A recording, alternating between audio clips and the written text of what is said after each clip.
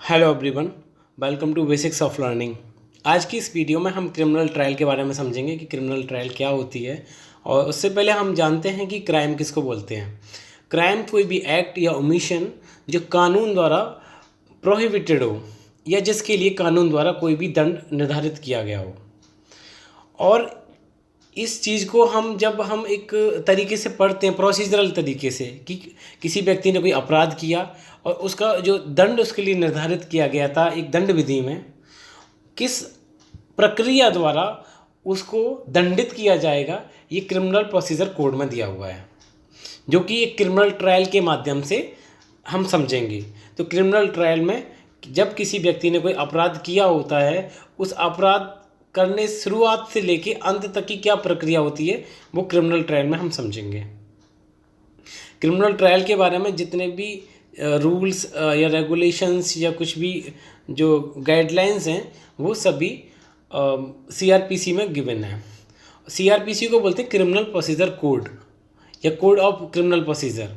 Code का मतलब होता है ग्रुप ऑफ लॉज या group of rules regulations.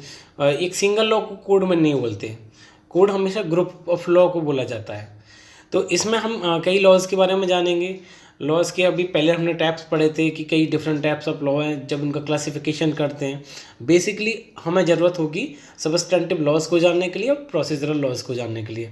Substantive laws वो लॉज होते हैं जिसमें जो राइट्स और ड्यूटीज़, अधिकार और कर्तव्य के बारे में दिया होता है।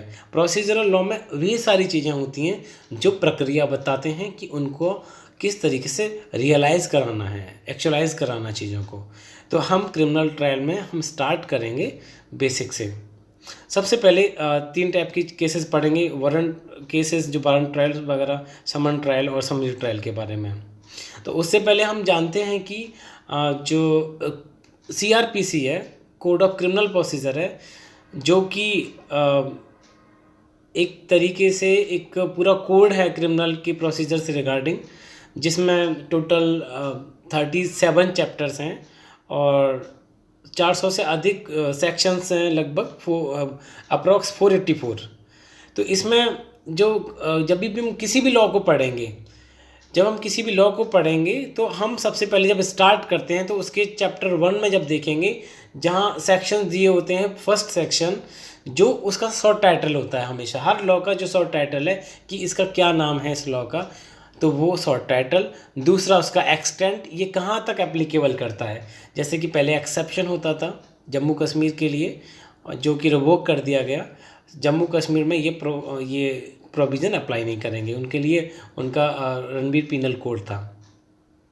इसकी कमेंसमेंट डेट क्या है, ये किस दिन से प्रभावी माना जाएगा, तो वो सभी सेक्शन दिए होते हैं।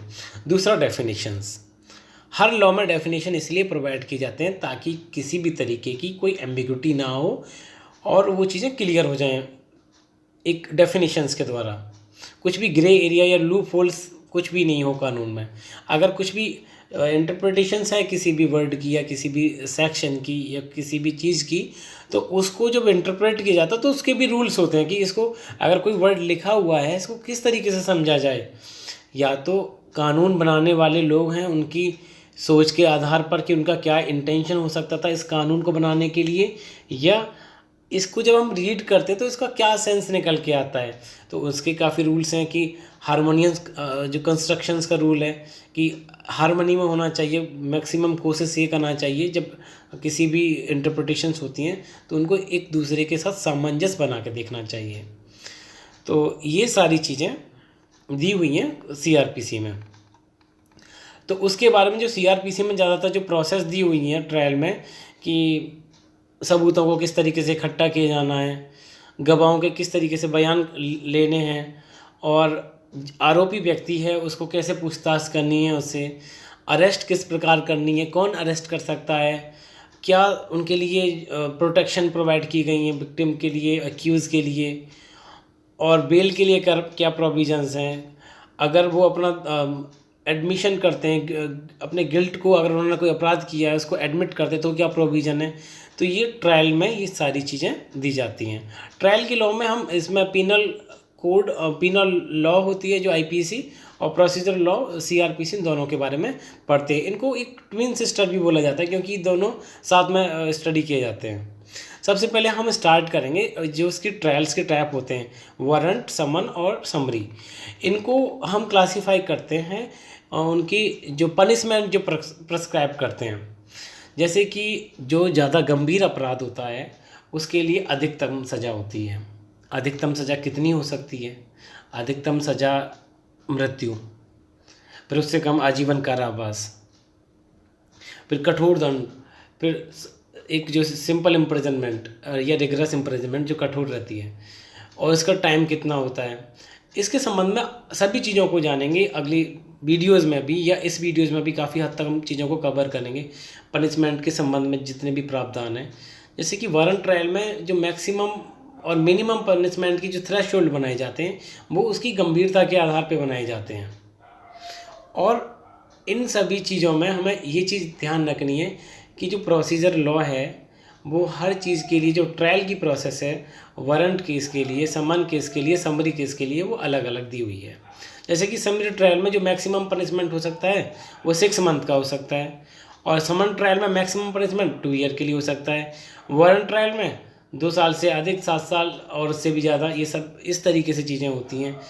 और मृत्युदंड जब हम पढ़ते हैं कि अगर सोचिए कि किसी भी अपराध के लिए सज़ा के नाम पर एक जो दंड है वो मृत्युदंड है, व्यक्ति का जीवन ही समाप्त कर देना, जो कैपिटल पनिशमेंट बोला जाता है, दंड का एक प्रकार है। फिर हम सोचते हैं कि दंड के ये प्रकार में अगर कोई व्यक्ति अपराध करता है उसका जीवन ही ख़त्म कर देना, क्या ये अपराध का एक सॉल्यूशन हो सकता है?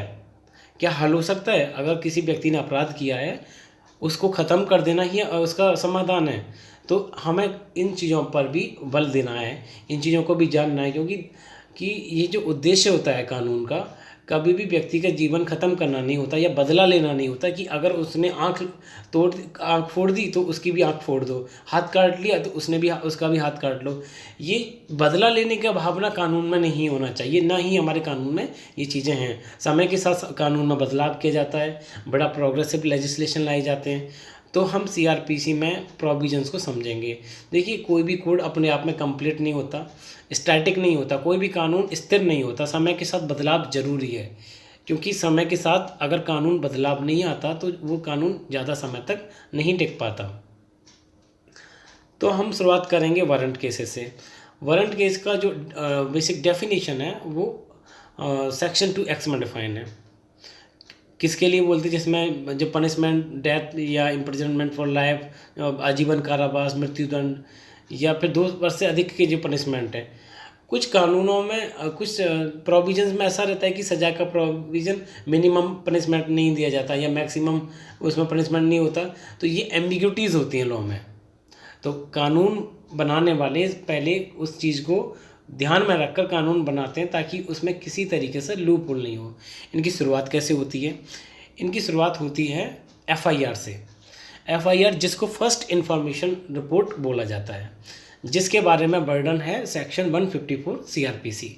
FIR कब की जाती है और FIR क्यों की जाती है, इसके बारे में मैंने पिछला वीडियो बनाया, आप देख सकते हैं।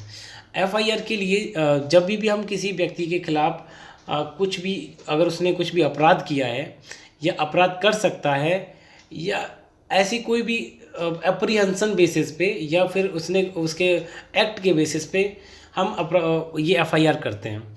तो FIR करने के बाद जो अगली प्रोसेस होती है, या तो उस व्यक्ति को अरेस्ट किया जाता है अगर उसने सीरियस ऑफेंस किया है, हीनियस ऑफेंस किया है, कमिट किया है, तो उसको अरेस्ट किया जाता है। तो अरेस्ट की प्रोसेस क्या है? अरेस्ट कौन कर सकता है?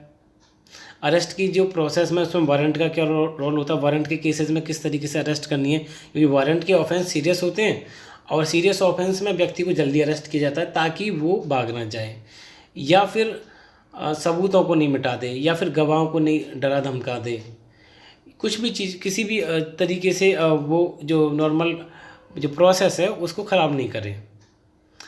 फिर उसमें अगर वो अपना बेल सीख कर सकते हैं, बेल जिसको जमानत बोलते हैं, बेल बॉन्ड के आधार पे जो भी अपनी बॉन्ड एक रहता है कि अश्योरेंस देना कि ये चीज़ मैं अदालत के समक्ष रख रहा हूँ और मैं वचनबद्ध होके ये बताता हूँ कि मैं इस समय पर जब भी अदालत द्वारा मुझको बुलाया जाएगा मैं हाजिर रहूँगा और अदालत के साथ पूरी तरीके से कोऑपरेट करूँगा। तो कभी कभी झूठी FIR भी होती है, जो जिन अच्छी साख वाले व्यक्ति है उनका नाम नहीं खराब हो तो वो ये जो प्रोविजंस हैं उनको प्रोटेक्ट भी करता है। जनरली क्या बोला जाता है कि bail is a rule and jail is a exception. जब आप बिल्कुल एक्सेप्शन ही हो तब उनको जेल जाना चाहिए, भेजना चाहिए, क्योंकि जेल का मतलब है कि जो उनकी सिविल लिबर्टीज़ हैं, फंडामेंटल राइट्स हैं, कर्टेन हो जाते हैं किस वक्त के लिए, जब तक वो उस सीमा में रहते हैं, जेल की सीमा में। फिर एक इन्वेस्टिगेशन ऑफिसर जब FIR की जाती है तो उस केस को इन्वेस्टिगेट करने के लिए, उसके संबंधित सभी तथ्यों को एक तरीके से जानने के लिए, उससे घटना से संबंधित चीज़ों का विवरण लेने के लिए, लोगों से पूछताछ करने के लिए, घटना से संबंधित चीज़ों के लिए, फिर वो लोगों से सुन के समझ के जो भी व्यक्तियों के नाम उस FIR में हैं उनको उनसे संबंधित जानकारी जुटाते हैं। जुटाने के बाद उस टाइम लिमिट में जो कोर्ट द्वारा प्रिस्क्राइब है उसको फिक्स करके मजिस्ट्रेट के सामने भेजा जाता है। और एक प्रोविज़न जो सेक्शन 57 CRPC में दिया गया है, अगर किसी व्यक्ति ने कोई भी अपराध किया है उसको मजिस्ट्रेट के समक्ष प्रस्तुत करना चाहिए। तो ये सभी चीज़ें हैं जो डिटेल में, ये चीज़ें बहुत ज़्यादा डिटेल हो जाएंगी तो इसलिए हम ओवरव्यू लेंगे इसमें। चार्जेस वगैरह फ्रेम करना, चार्जेस कि उन्होंने किस तरीके के आरोप अपराध किए हैं, ठीक है। तो सबसे ज़्यादा ज़रूरी होता है कि हम हर प्रोसेस को जानें। प्ली ऑफ गिल्टी क्या होता है? जब कोई भी व्यक्ति जिसने अपराध किया वो अपना गिल्ट को बोलता है कि हाँ मैंने ये सब चीज़ें की हैं, और तो उस चीज़ को मानना। लेकिन कभी कभी पुलिस कस्टडी में टॉर्चर की वजह से भी व्यक्ति हाँ करते हैं, जैसे कि जयराज और विनिक्स के केस में हमने समझा था, जिसके लिए मैंने पिछला वीडियो बनाया था, जयराज विनिक्स की जो कस्टोडियल डेथ हुई थी। तो उसके बाद में प्रोसिक्यूशन के एविडेंस, जब ट्रायल कमेंस होती है, प्रोसिक्यूशन अपने विटनेस होता है गवाह, और जो पुष्टि करते हैं घटना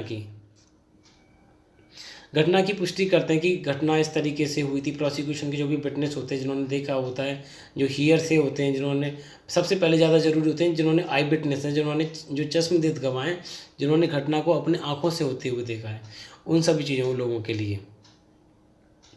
और फिर उसके बाद हियर से विटनेसेस जिन्होंने सुना है उस चीज़ को, उनकी चीज़ें कोलैबोरेट करने के लिए, कि जो चीज़ें जुड़ी हुई, चेन ऑफ जो इवेंट बनता है, जो कड़ी बनती है, उसको जोड़ने के लिए इस पूरी प्रोसेस में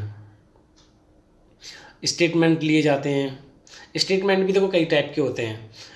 आपने सुना होगा 161 के बयान, 164 के बयान, 313 के बयान, जैसे कि 161 के जो स्टेटमेंट होते हैं पुलिस इन्वेस्टिगेशन ऑफिसर के सब सामने होते हैं। 164 के जो स्टेटमेंट होते हैं मजिस्ट्रेट के सामने होते हैं।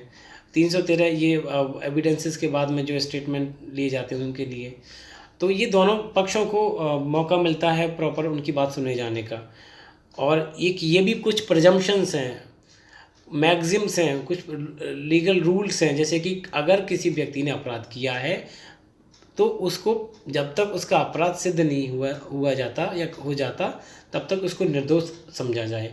अगर उसको पहले ही हम अपराधी मान लेते हैं तो उसको न्याय मिलने की पॉसिबिलिटीज़ कम होती हैं, क्योंकि बायस होने लगते हैं लोग उसके खिलाफ। मीडिया ट्रायल, पब्लिक ट्रायल जैसे अब कर दिया जाता है, जिससे लोगों को न्याय नहीं मिल पाता। तो प्रोसिक्यूशन के विटनेसेस होते हैं जो प्रोसिक्यूशन के केस को प्रूव करते हैं।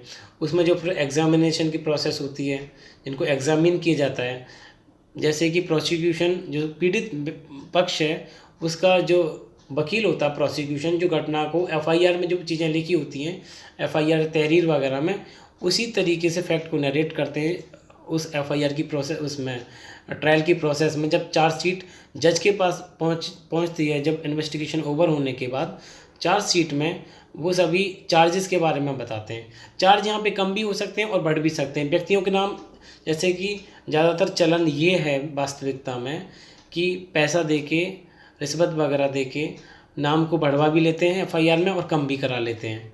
लेकिन असल में जब ट्रायल कमेंस होता है तो नाम जो हट गए हैं वो जुड़ भी सकते हैं और जो जुड़े हुए वो भी हट सकते हैं। इसलिए लॉ के साथ कोऑपरेट करो और विश्वास करो जुडिशियल इंस्टीट्यूशंस को, क्योंकि अविश्वास करके तो हमारे पास कोई पैरेलल सिस्टम नहीं है। We have to obey the rule of law.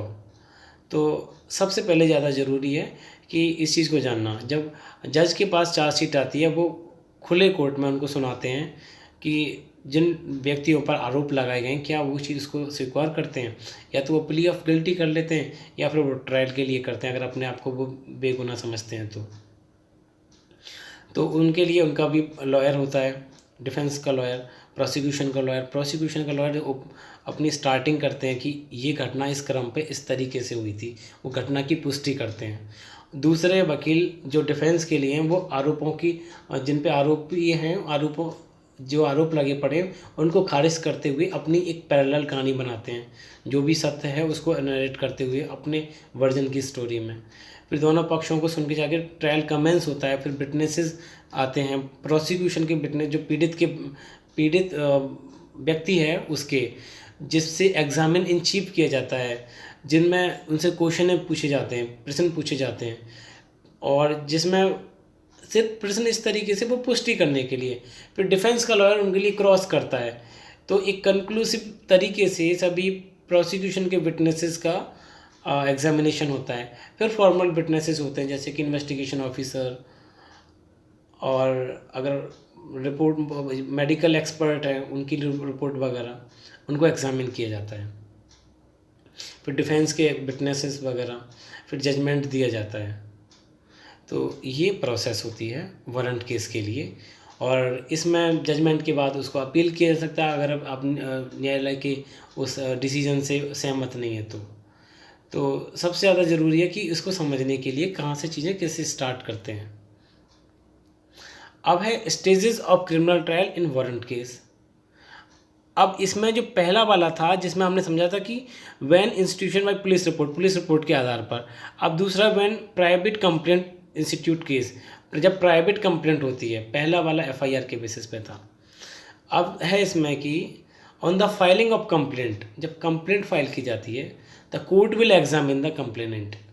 Court, अदालत एग्जामिन करेगा कंप्लेनेंट को, शिकायतकर्ता को, और इसके विटनेसेस को। किस चीज़ के लिए? डिसाइड करने के लिए। डिसाइड क्या करेगा कि whether any offence is made against the accused person और नॉट, क्या वाकई आरोपी के विरुद्ध कोई भी मामला बनता है या नहीं, क्योंकि वो देखते हैं प्राइमा फेसी कोई केस है या नहीं है तो उसको खारिज कर देंगे। दूसरा ये है कि जो आफ्टर एग्जामिनेशन ऑफ कंप्लेनेंट को जब एग्जामिन कर लेंगे, the magistrate may order an inquiry into the matter and submit a report. वो एक इंक्वायरी कर सकते हैं उस मामले में, फिर एक रिपोर्ट लगा सकते हैं कि ये चीज़ें पाई गई, ये नहीं पाई गई जो चीज़ें। फिर जब आफ्टर एग्जामिनेशन ऑफ कंप्लेंट के लिए फिर जो इंक्वायरी रिपोर्ट होती है तो उसके बाद वो एक कंक्लूज़न पे आते हैं कि वाकई ये जेन्युइन है और सफिशिएंट एविडेंस है या नहीं है उस चीज़ को सपोर्ट करने के लिए।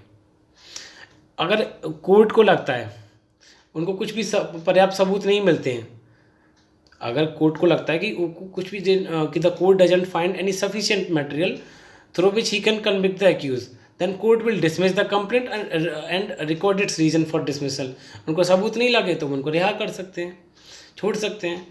और after examination of the complaint the inquiry report, if the court think that the prosecution has a genuine case, उनका वाकई कोई केस है, and there are sufficient material and evidences with the prosecution to charge the accused, then the magistrate may issue warrant or summon depending upon the fact and circumstances of a case। अगर उनको लगता है कि उनके पास sufficient material है जो इस case को कॉन्स्टिट्यूट करते हैं कि वाकई क्राइम हुआ है, तब वो वारंट या समन इशू कर सकते हैं। वारंट का मतलब होता है कि एक हार्श फॉर्म में बोल सकते हैं अगर मैं बोलूँ तो इस चीज़ को। समन एक लेस सीरियस इन नेचर, एक it's like a call of court. Next है समन केसेस। समन केसेस जैसा कि मैंने पहले भी बताया था। अब इसके बारे में जो प्रोविज़न दिए हुए हैं सेक्शन 251 से लेकर 259 सीआरपीसी में दिए हुए हैं। देखिए, पहले आपको ये चीज़ समझनी होगी, जो वारंट केस हैं वो सिंपल सीरियस नेचर के रहते हैं। Summons case less serious in nature होते हैं, क्योंकि सीरियसनेस उनकी ग्रेविटी के आधार पर निर्धारित की जाती है। जैसे कि समन केस में जैसे कि 251 से स्टार्ट होते हैं और 259 तक रहेंगे। इसमें भी स्टेजेस हैं। प्री ट्रायल, ट्रायल से पूर्व की जो स्टेजेस होती हैं, जैसे कि प्री ट्रायल का मतलब है ट्रायल से पहले तो एफआईआर की जाती है और इन्वेस्टिगेशन की जाती है। दूसरा फिर चार्जेस के लिए, समन ट्रायल में charges are not frame in writing, वो लिखित रूप से नहीं चार्जेस फ्रेम की जाते। Accused appear before the court, court के समक्ष जो आरोपी हैं वो प्रस्तुत होते हैं, और is brought before the court, then magistrate would orally state the fact of the offence, he is answerable। जो भी उन्होंने एक चीज़ की है वो मजिस्ट्रेट के सामने वो सब चीज़ें बताएंगी मजिस्ट्रेट। प्ली ऑफ गिल्टी, मैंने बताया प्ली ऑफ गिल्टी का मतलब अगर उन्होंने किया है तो वो उसको प्रूव करेंगे कि हाँ हमने अपराध किया है। अगर अपराधी जो जिस पे अपराध के आरोप लगे, आरोपी मानता है कि वो कहते हैं कि हम प्लीड गिल्टी करते हैं, प्ली ऑफ गिल्टी लेते हैं, वो ये ऐसा कोर्ट में अपीयर होके ले सकते हैं या ना होकर भी। कैसे ले सकते हैं? Accused is suppose to send 1000 रुपये बाई पोस्ट और through a messenger to the magistrate, एक शुल्क के साथ। The absentee should also send a letter containing an acceptance of guilt, किसी भी तरीके से भेज सकते हैं। और ये किस तरीके से भेजा जाएगा? अगर वाइज देयर काउंसिल भी कर सकते हैं। और है फिर प्रोसिक्यूशन एंड डिफेंस एविडेंसेस, जैसा कि ये हमने पहले डिस्कस कर लिया। सेम तरीके से जजमेंट, फिर जजमेंट लास्ट की प्रोसेस होती है। फिर इसके बाद में हम पढ़ेंगे समरी ट्रायल। समरी ट्रायल के बारे में जो सीआरपीसी में जो प्रोविज़न दिए हुए हैं वो सेक्शन 260 से लेकर 265 तक हैं, किस तरीके से होंगे। इसमें इम्प्रिजनमेंट 3 मंथ के लिए।